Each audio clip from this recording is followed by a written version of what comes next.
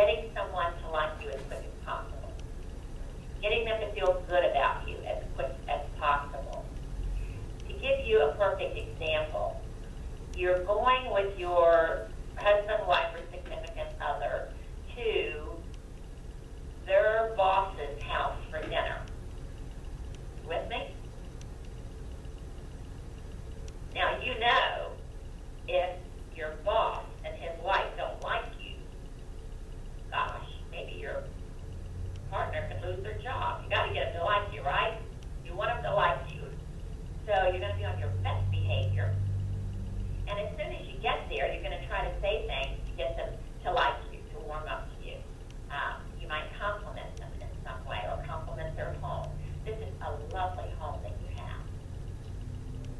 I love your decor. I love what you've done here. Did you do this yourself?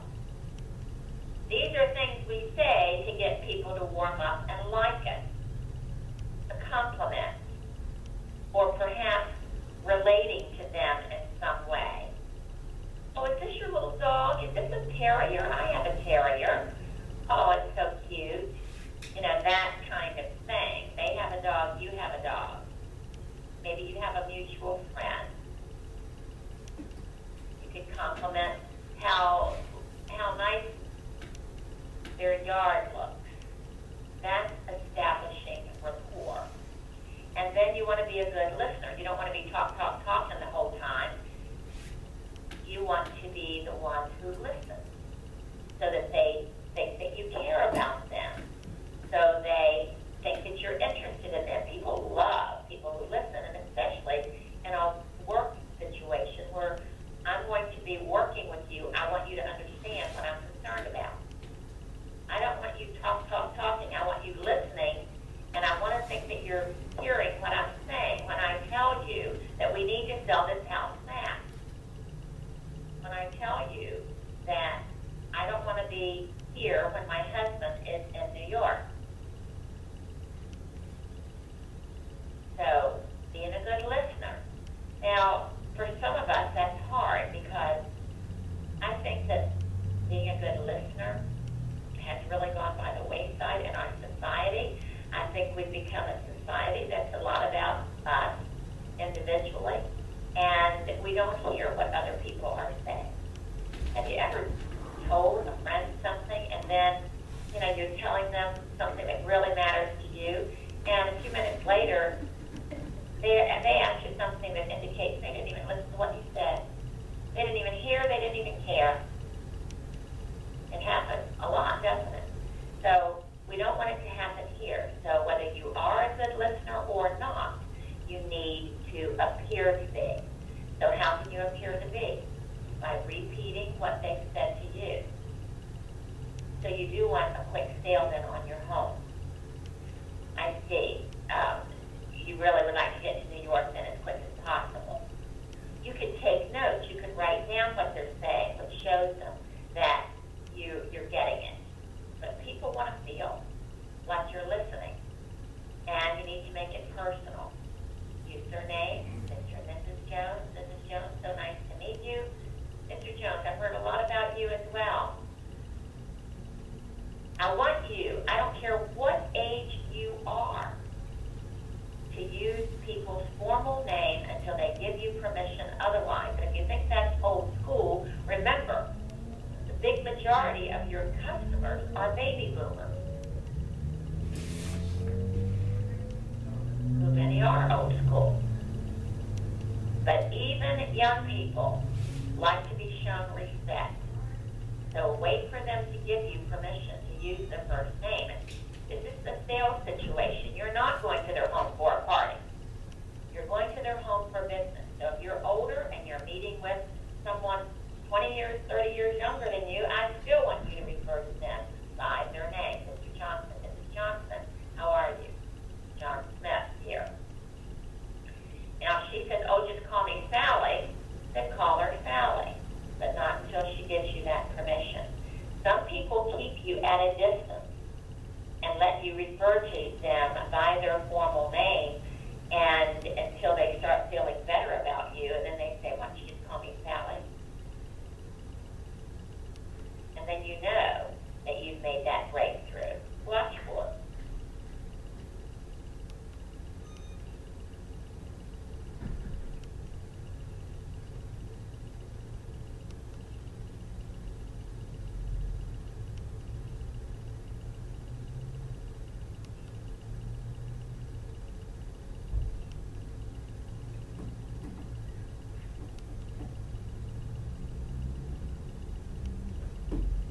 My audio connection has been lost. Attempting to reconnect. There you.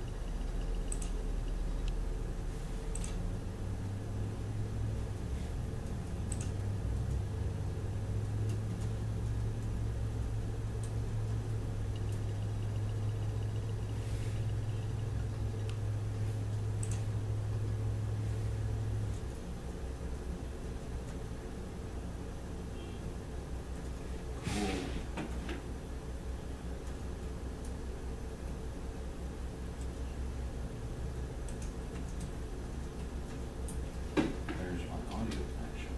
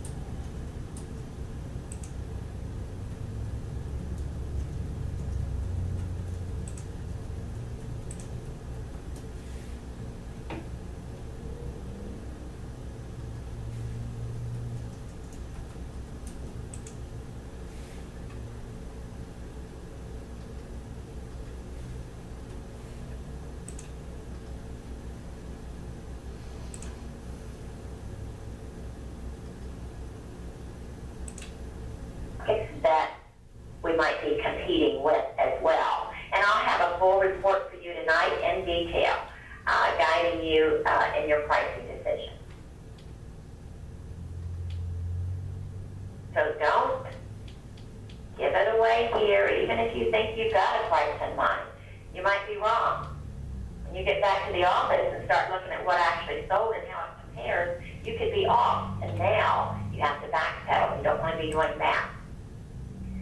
Same thing if they ask you, should we leave this? Should we leave that? Should we do this? Should we do that? This is not the place to give advice. If you tell them, oh yes, you need to paint the whole place, you need to do this, you need to do that, they're liable to call you and cancel that 7 o'clock appointment tonight. They might decide you want them to do too much. They don't want to do all that stuff. That's why they're selling the house. And you just told them they should. Because you told them in the wrong place. You tell people what you would like them to do to better the property or make it more saleable after you get their listing. Not before you even get in the door for the presentation. And even when you get into the door, you don't discuss that until after you have the listing. Because anything that you say could turn them off, and they could think, well, you know what, let us think about it, we'll let you know. Because they don't want to do the thing. And they're thinking, well, they think I need to do this, that, and the other, and I need to paint the whole place and fix up and repair, and we don't want to do that, so let's not list with them. List the animal for what the animal is.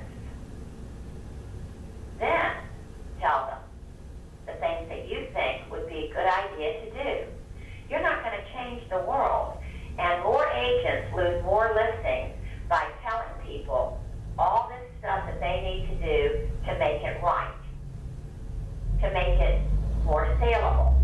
instead of just going ahead and pricing it for what it is and let it sell for that price. We watch way too much HGTV and take it to heart. If you come into my home and tell me I need to do all these things so that you can sell my house, and I didn't want to do those things. By the way, if I wanted to do those things, I would have done those things before you ever came out. It's like cleaning your house before the housekeeper comes for an interview, because you don't want her to know how bad it can get. They would have done it. The fact that there's holes in the wall, that it needs painting, that the back porch is falling in, whatever, says they don't want to do that stuff. So you know what you need to be doing? You need to be pricing it as a house with the back porch falling in. It needs painting and it's got holes in the wall, and you need to price it like a home like that. It'll sell. It'll sell. You're not going to price it like the ones that's all fixed up, but it'll still sell. We try to get people to do too much up front. I'm going to give you an example. I had a lady call me about an estate sale, and when I got there, she said, I'm going to sell the house. She said, but I'm really frustrated because, by the way, when she called me back, it wasn't about an estate sale. She just called me because she wanted to run it by me. For some reason, she felt this need to run this by me, but she said, I'm selling my house, and I've got this real estate agent who's a friend of mine, and she's telling me that I've got to get rid of half this stuff in the house before she can sell it. She says, I have too much furniture, too much clutter, and she wants me to rent a storage unit and put stuff in the storage unit. And of course, she called me to see if I could help her, and I said, no, I don't do that. I do full estate sales. But she said, well, what do you think about that? And I said, well, that's not for me to say. And she said, well, here's what I'm thinking. I'm 89 years old, and I can't get half of this stuff in a storage unit, and I don't think I have too much stuff anyway. I'm thinking I should call another real estate agent. And finally, I said, I think you should too. You see, she didn't want to do any of that.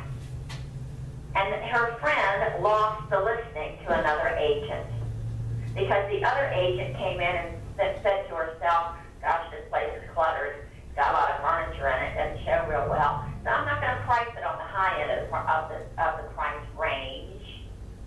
I'm going to price her on the lower end of the price range to get people interested who have some vision. And the property sold.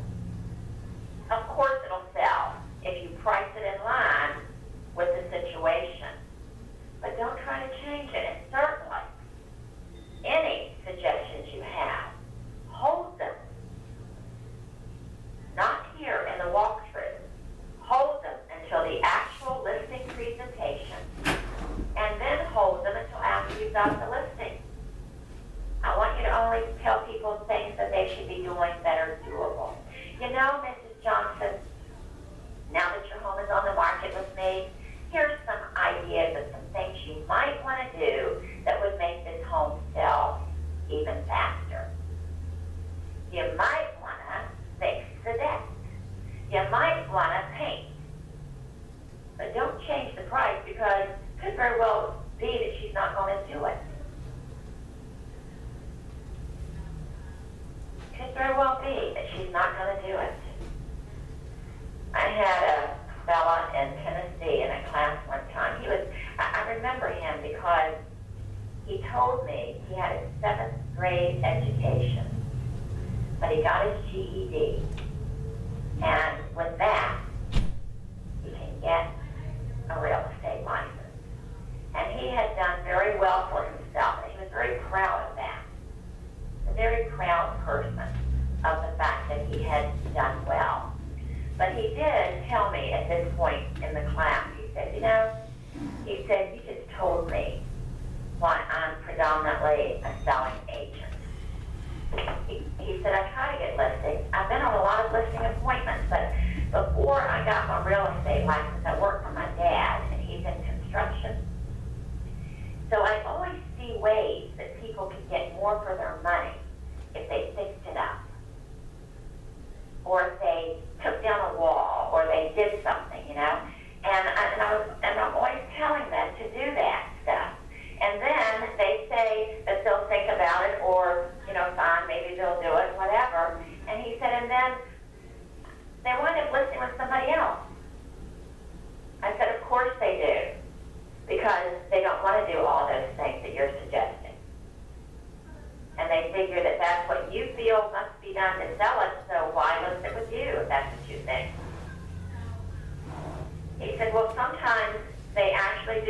same, but they still live with someone else. I said, but think about all the time you're giving them to find someone else. You see, if they're going to do all those things you're suggesting, that could take weeks or months. In the meantime, real estate agents, people start asking them, what are you doing? Why are you doing it?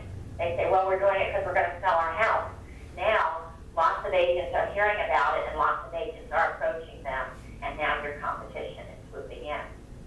If you'd gone ahead and listed it for what it was, as it said,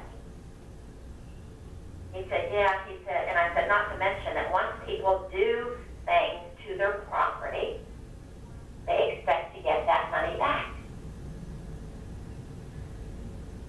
If you're still not convinced, I'll give you my last little example. My nephew, remember I've talked about my nephew a couple of times. The first house he ever listed was my sister's. And my sister's home, I sold it to her in the 70s. So it was decorated in the 70s with the big floral wallpaper and remember mauve, carpeting mauve, the color mauve, M-A-U-V-E? It was kind of a between a pink and a blue. Well, my sister still loves the 70s, and her home is still decorated like that. When she went to sell it, my nephew had just gotten his real estate license. This was his first listing, his mother's home. Well, he went in and he told her, he said, you know what, you got to change this decor. You're going to have to strip off that wallpaper, get rid of that carpeting, put everything neutral. And, oh, I forgot to tell you, my sister is a hoarder. Now, she's a clean hoarder. She's not one of those you see on TV where you have to, wear a mask to go in. Everything's clean and nice, but if there's an inch on a wall with nothing on it, she'll find it at the yard sale this weekend and put it there. He also told her she needed to rent some storage units and get rid of half this junk, and junk was not the word he used. Well, she called me, of course, all upset, and asked me what I thought, and I said, well, it's not for me to say. You have your real estate agent you need to go with your real estate agent. I was not going to get caught in the middle of that trap. Well, fortunately, my nephew, he's a very lucky guy. He's always had luck on his side, and he had luck on his side in this situation. Because had she done that, it would have cost her about $10,000. Now she would expect $10,000 more for the house, right? Well, as it turns out, before she got started, he went ahead and put the home on the market. And she had promised that she would start right away doing all those things. But she kind of drove her feet a bit. And she waited a couple of days, thank goodness, because the first person who walked into her house bought it. It was the best of times in real estate. Things were selling like hotcakes. It was a seller's market. Somebody bought